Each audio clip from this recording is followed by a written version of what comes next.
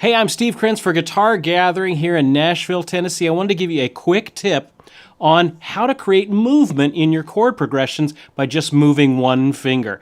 It's an easy concept and it works on just about any open chord that you come across. A C, G, A minor, E's, anything like that. You're gonna need sometimes movement in a progression to create a specific sound. So if you're just on a C chord forever, well, that can get kind of boring. So in order to create a little bit of movement, we can move some fingers around. We can do some things like this.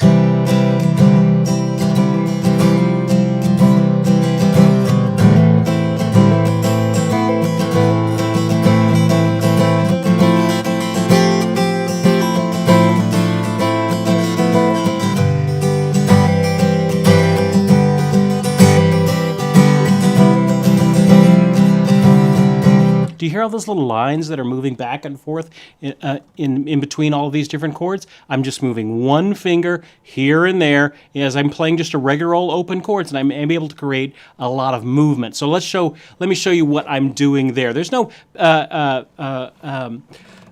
real complications about this. Basically, you're just moving one finger around.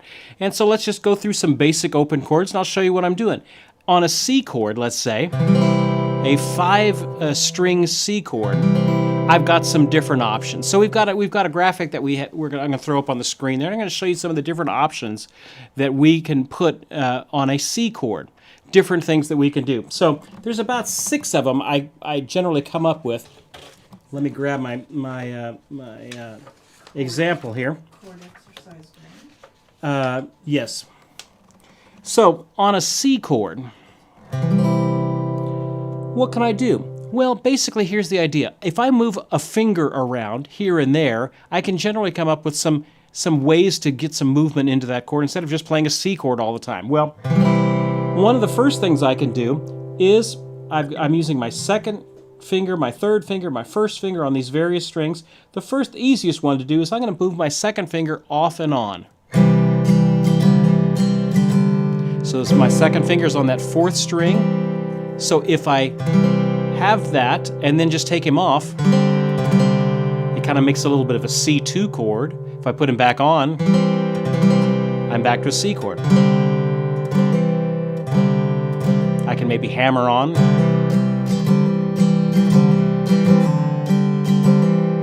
So I'm just going off and on with my second finger. I've got my basic chord, and I'm moving one of the fingers around. So that first one is I'm taking this second note here, the one that's on the 4th string, and I'm moving my second finger off and back on. That's all I'm doing. But if I add a little bit of strumming to that,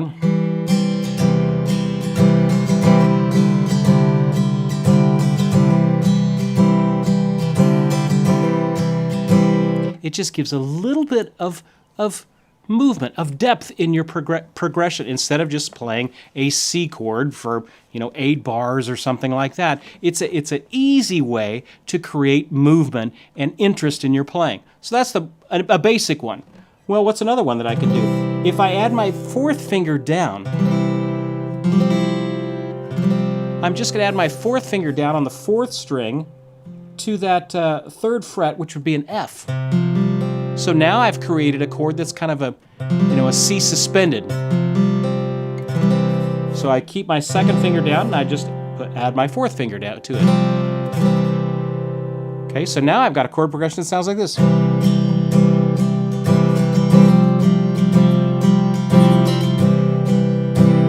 Going from a major chord to a suspended chord is a real easy way to create if you're having to wait on a chord, you can just go between the major and the suspended and back to the major. It's a good way to if you need to just wait on a chord, maybe in between a verse or a chorus, you could add that going to the suspended, and that's a good way to do it by just adding your pinky. All right, so far, we've learned 2 of them, and all I've done is I've either taken my second finger off and on or added my pinky to it. So just with that, let's see what we can do.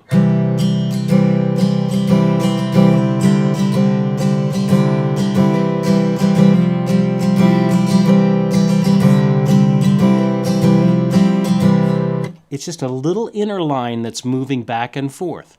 And I've created a lot of different movement off of one basic chord. Didn't have to do anything, just take one finger off and on. So that may take a little bit of practice to get the motor skills up enough to do it. But once you get the hang of it, it's a pretty easy way to create some movement in your playing. Well, what else could we do? Well, if I move my second finger from the 4th string to the 3rd string,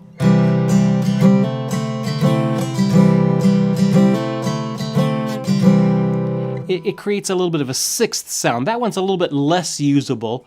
The most usable one is going from the 2nd finger off and on, or to the suspended. But what else would I could do? Well, I could move my 1st finger off and on. Let's see what happens when I do that.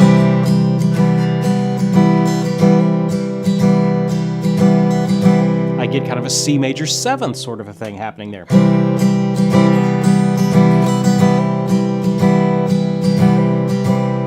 Okay, what else could I do? Well, I still have my pinky. He's still available to do something. Maybe I could put him down on the 2nd string and the 3rd fret, and that creates a little bit of a C2 or C9 sort of a thing.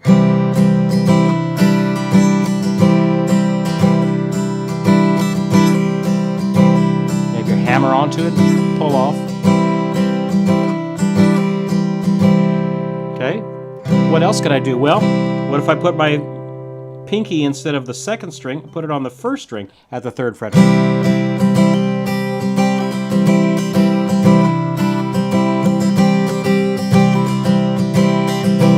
The only finger that it doesn't typically work too well is to do it on the root or the lowest string on the lowest note in a chord. It just kind of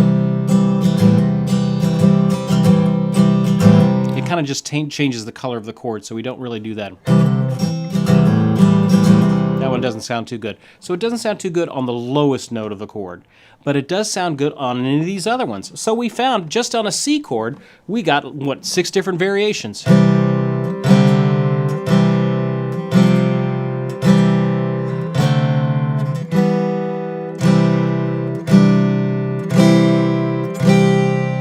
That's a lot of different variations I can do on a C chord. So suddenly my C chord, instead of just hanging there, you know, for a long time, which is what every other guitar player is going to do, now you have some options. So by just moving some fingers off and on.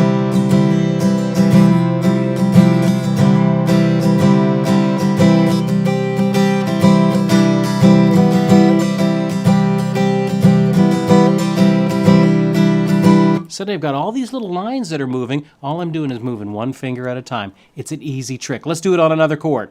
Let's say I did it on a, I don't know, what could we do? Maybe on a, let's try something from the A family, like maybe an A minor. Okay, what can I do? Well, what if I take my 3rd finger and I take it off and then put it back on?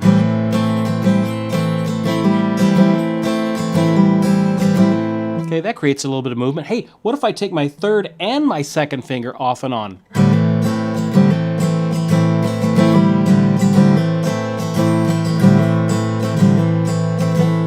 One thing I haven't done is move my 1st finger. So what if I move my 1st finger off and on?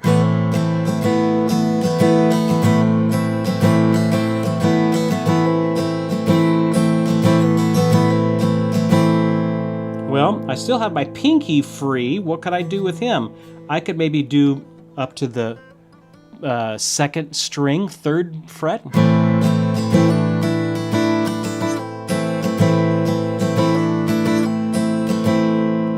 I could go on the 1st string, 3rd fret and get that 7th there.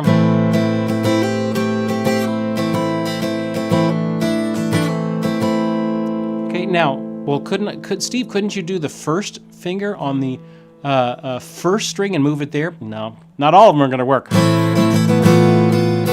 That one doesn't work. But we found a couple of them that did the moving the 2nd and 3rd finger off and on. That sounded good.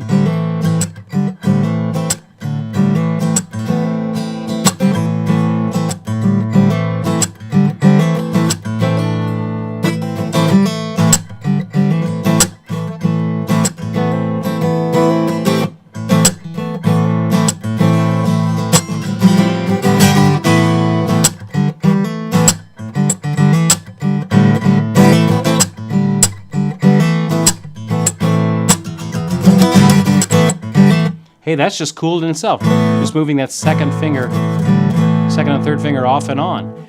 That's just an A on an A minor. Well, could we do something on A major? Well, let's see what we could do.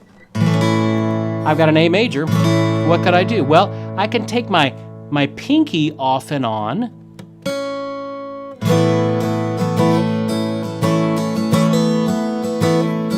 So my pinky's on the second string, and I could just take him off and on.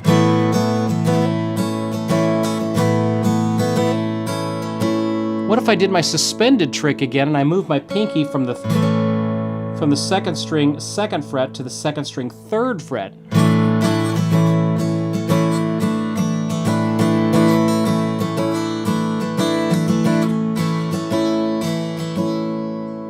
That works too.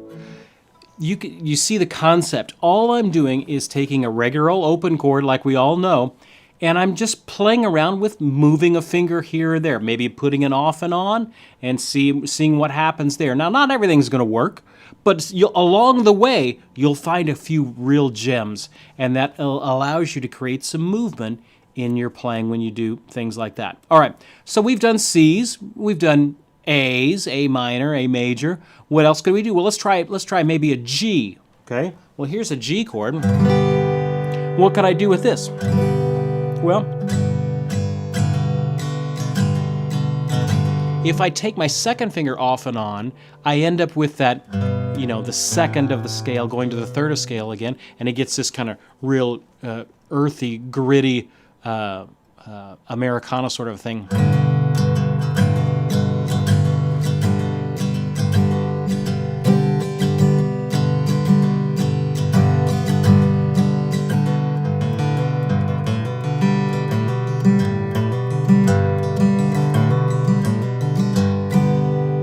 That works.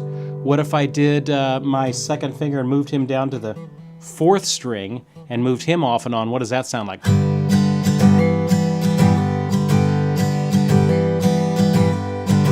Well, that's more of a sixth sound, and using a sixth in that way, it's a little bit of a weaker sound, but it does give you some movement. What if I did it on the third string? So I'm moving my second finger to the off and on the second string, on the third string, second fret.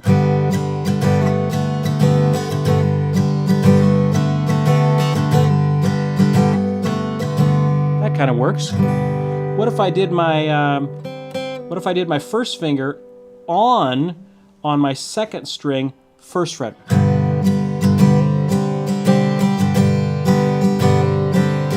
Hey, that kind of sounds like a C chord. I wonder.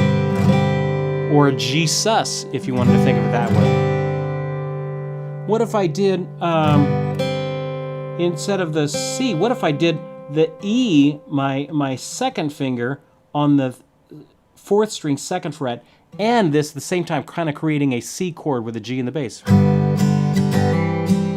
Hey, that works great. Kind of going to the sus thing again, and that's a good way to just, as a placeholder, if you need to hang on a G for a long time.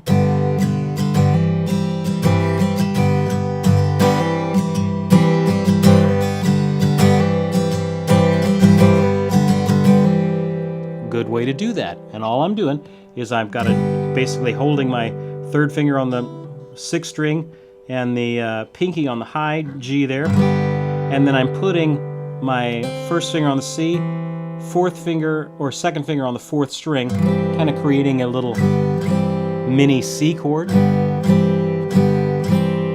that works real good. Okay, cool. What if I did my fourth finger off and on?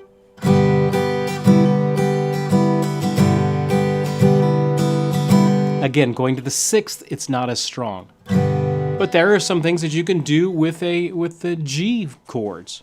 Okay, so we've done C chords, we've done A chords, we've done G chords. What about D? Was there anything I can do with D? Oh man, there's a ton of things you can do with D. Okay, so if I got a D chord here, well, what do I have? I have my first finger, my third finger, and my second finger to play with. Well, what happens if I just take my first finger off and on?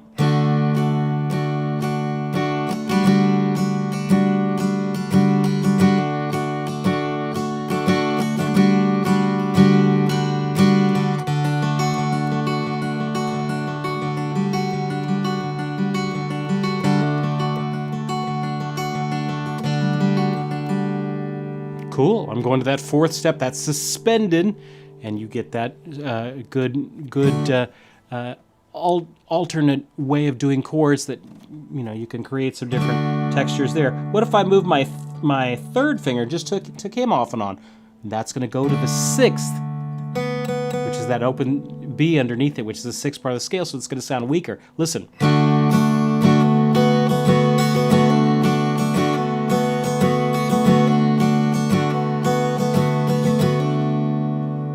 Works, but it's not as strong as some of the others. What if I did my second finger off and on? That works great, kind of going from a D to a D2.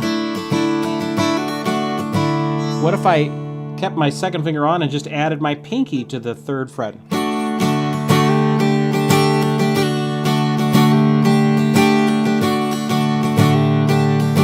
Great. All of this is great, okay? Lots of different movement. What if I put all of this away?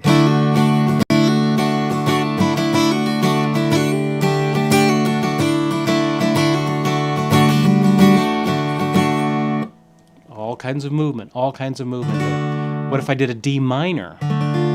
What can I do there? Well, I can do maybe, let's just play around. If I did my second finger off and on, that sounds like this.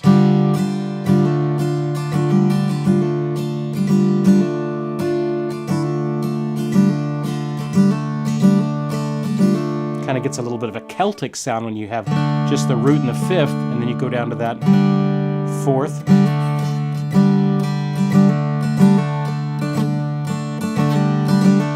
What if I take my first finger and put him off and on?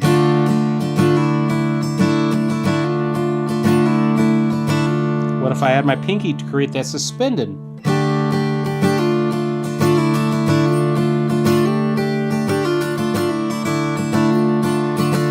So do you see the concept that's happening here? If it's an open chord, a chord that uses open strings, I can generally start just playing, moving my fingers off and on, and generally some of those are going to probably work and create other chords that create some movement in your playing. You could do this also with bar chords as well. So let's say I have a B minor. What if I have a B minor here? Well, what can we do here? Well, you just got to think, what can you play with? I can't really do anything with one. He's kind of holding the B, so I can't really do anything with him. But what if I move my second finger off and on?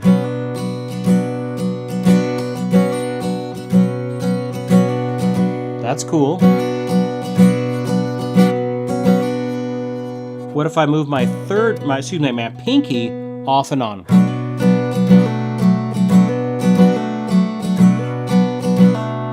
That's great, moving back to the bar that's underneath the first finger. What if I did my third finger? That's not going to sound as good. I tell you what, that does sound good, and you hear it all the time. I'm going to take all three of these, the second finger, the third finger, and the fourth finger off, and then back on.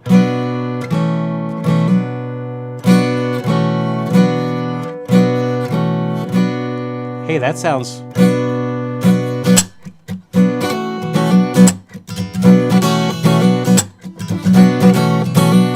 Man, it's a great thing to do whenever you're on a fifth string minor shape, to start going off and on with all three fingers.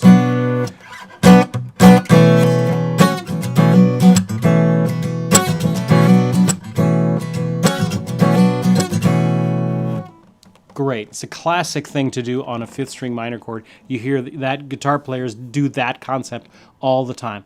So there are some easy ways that you can create movement in your playing by just moving a finger here or there. Now, I took you through C, G, D, A. The only one I didn't take you through was E, so let's go through some E's. If I'm on an E chord, what can I do? Well, if I take my second finger off and on, it sounds like this.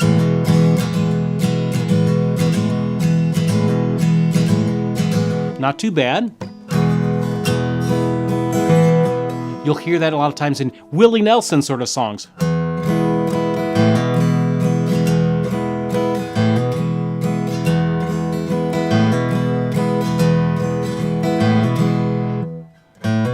Just a hammer-on. We've been talking about hammer-ons and pull-offs lately. Just doing a little hammer-on. What if I did a hammer-on of my third finger off and on? That kind of goes to an E7th, gets a little bit more of a bluesy sound. Hey, speaking of blues, what if I take my third finger off and I'm with an E7 and I'm just going to move my first finger off and on?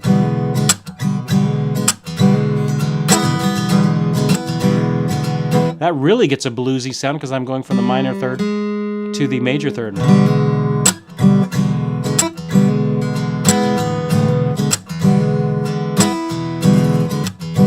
What's the sus? Well, on an E chord, it would be the pinky on that A note on the third string. So if I add the pinky to create the sus, it sounds like this. Again, perfect when you need to, you just need to hang out on that chord. Okay, if I'm on an E7th and I do the sus, maybe I could even do it with my third finger.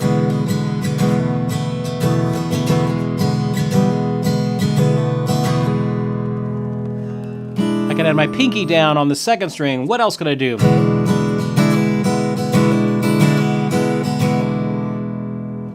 All kinds of possibilities. What if I did my second and third coming off and on?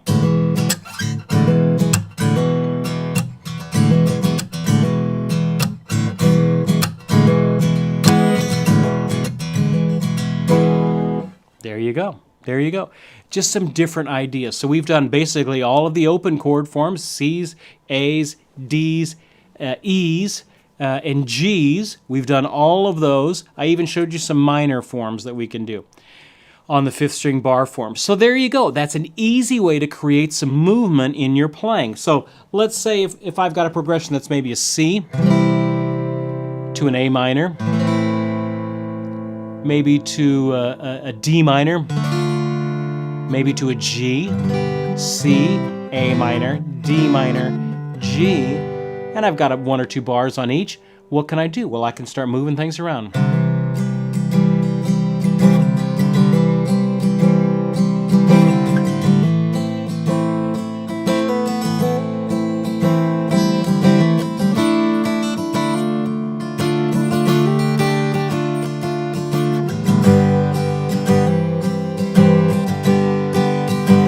I'll do that again. Second finger off, back on. A minor now, second and third off and on. D minor, first finger off and on. Maybe add the pinky to the G. Maybe have the first and second on. Let me do that again. What if I went to the sus with the pinky? A minor, second and third on at the same time. What if I did a D minor, but I did it up here on a bar and I did my back and forth?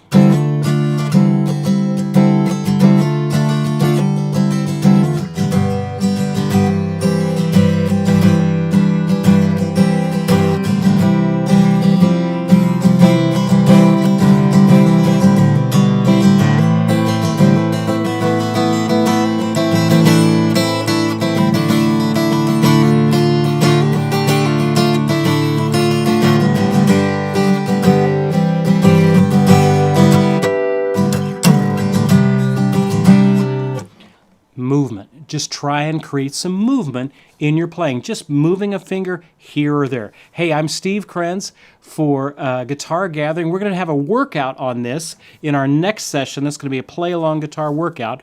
And there's going to be a PDF that goes along with that will be some exercise that I'll take you through to give you some practice on these open chords. Hey, if you've enjoyed this, take a second to subscribe, and we will see you guys next time.